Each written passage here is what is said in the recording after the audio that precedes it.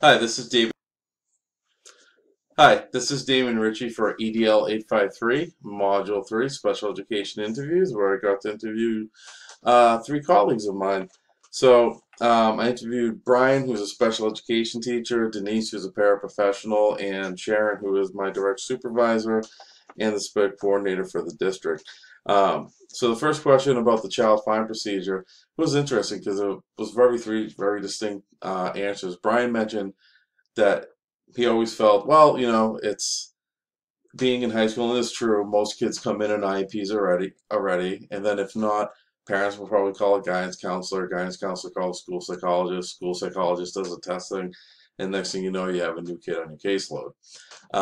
Denise Sapera actually was more proactive and said that, from training, she learned to identify when kids might have a disability, reports that to the classroom teacher, and then just follows through to see if that teacher, you know, brought that up, like mentioned that to the school psychologist or some administrator.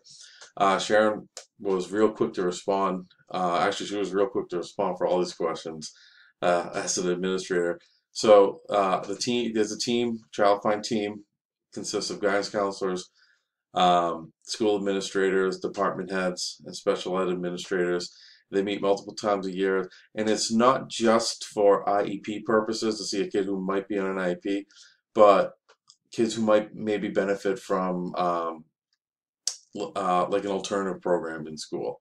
So it's kind of more like these safety net meetings to keep all kids on track to graduate. She also mentioned making PDs for specifically to teach staff in elementary and middle school to learn how to identify potential disabilities in students to report.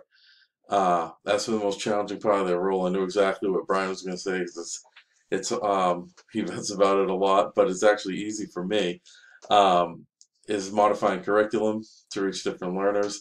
I think maybe because I do math and he has a language-based uh, classes that he might have seven, eight, nine kids and they all are very different levels, and so that can consume a big part of your day is modifying curriculum.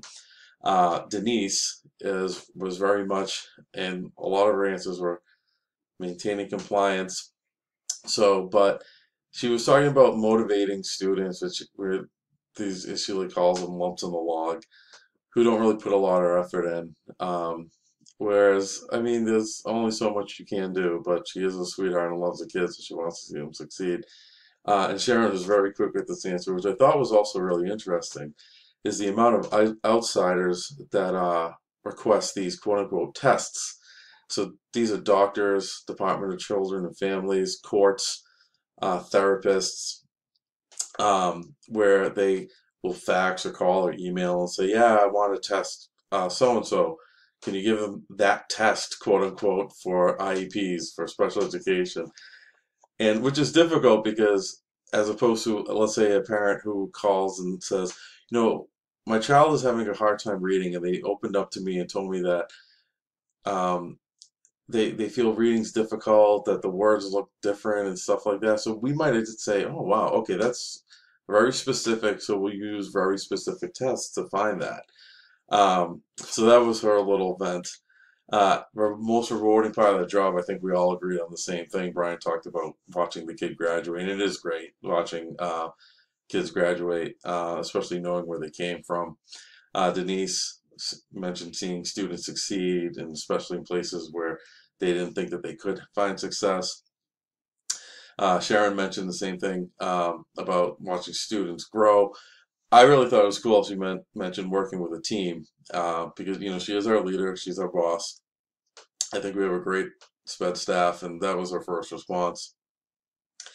Then I liked how she mentioned parents because it is true. We have these parents come in when the students are in ninth grade, and they tell us that they'll never pass the MCAS, they'll never graduate, and then each year they get a little bit better, and then by the time they're in 12th grade, these IEP meetings, the parents come in with a big grin, and we're talking about post-secondary paths for the student, and it is great seeing that too on the parents' end. And then she mentioned about some students who run in and show her their report cards. So it is a rewarding job. As for supervision advice, Brian mentioned to anybody supervising a special ed teacher to before you can supervise them and critique them, you need to know the students that they work with, the laws that they're required to follow, and what's on those students' IEPs. And it is a good point. Denise, compliance was a response to a lot of her questions. And she also mentioned allowing for flexibility and sensitivity for both the students that they work with and the special ed teacher and how they work with those students. Um, Sharon, real quick, was making sure that there's communication, especially with kids that have multiple providers. So you have a kid who has an OT, a PT, an SLP, a SPED liaison, and general ed classroom teachers. Make sure all of them are on the same page and they all have some kind of channel of communication. Um, Sharon felt that she's very hands off, and she is as a leader. She is very hands off. She expects us to know our job and to do it. And especially as communication's clear, it's very hands off. If communication starts to be choppy, then it can become very hands on with her. Um, as for working with parents, Brian, I knew Brian was going to say this too, is communication. It is difficult. Some parents are impossible to get in touch with, but we still need to maintain that communication. So we kind of just actually vented about this during this question. Denise, I thought was interesting because she's so busy all the time. She said, "Oh, I don't really talk with parents," and it's true. When I stopped and realized that, um, mostly what she'll do is tell us, and then we tell the parent. And sometimes a parent might know that she works with their kid, and they might ask for something I think kind of uh, an outrageous request. So like, let me know exactly what my kid does every single day, and she'll do it. She'll email the parent, which is something that probably I wouldn't do, especially on a high school level. Um, Sharon, the spec coordinator, says problems come from bad communication, and I think she's right. And that good communication fixes a lot of problems before they start, which I totally agree with. Um, Working with regular ed, Brian co-teaches as well as I do, and he did the divide and conquer response, which we both laughed at, and communicating, working together. It is difficult to work together, and something that this became a venting session because sometimes there's chemistry and you work well with the teacher, and sometimes you don't, and sometimes teachers don't want co-teachers, but they administration makes it happen, so it can be difficult at times. Denise mentioned, to make sure that that teacher is in compliance with accommodations and modifications. Sharon, our director, mentioned that she really just works with them in inclusion classes, uh, making sure the teachers come to IEP meetings and parent conferences involving special education kids. Advice for first year administrators. Um, Brian mentioned don't get overwhelmed and probably take help when it's there. And I think is probably because we have seen administrators try to bite off more than they can chew, and you can accept help from staff maybe every now and then. Uh, Denise, being a sweetheart, said be familiar with the school, the kids, the teachers, and what everybody's role is. Sharon was real quick to respond with this that you need a mentor, especially in the first couple of years. And not only that, you need to have colleagues who are administrators that you can talk with, that you can bounce ideas off of, vent about things, seek guidance. Um, things that I guess in a sense that I do with my other staff, but she'll do on an administrative level. As for the role of the special education teacher and the principal, almost everybody says the same thing. Try that IEP. And maybe Brian mentioned, if you see a problem that you can talk to him or make a suggestion, but we really don't interact much with the principal.